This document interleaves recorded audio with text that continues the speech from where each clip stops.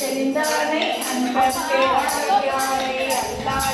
அல்லாத தேவியனை ஐயாரம் வந்தால் பாடுதுதான் அம்மானாய் ஆனையாய் ஈரமாய் மானுடராய் தேவராய் ஏனி பிறவியாய் பிறந்திறந்து எட்டேறி உமையும் இன்னொருக்கே என் வினையை ஒட்டுவது தேனையும் பாலையும் கண்ணலையும் ஒத்தினியும் போனவன் போல் வந்தென்னை தாண்டொழுக்கே கொண்டருளும்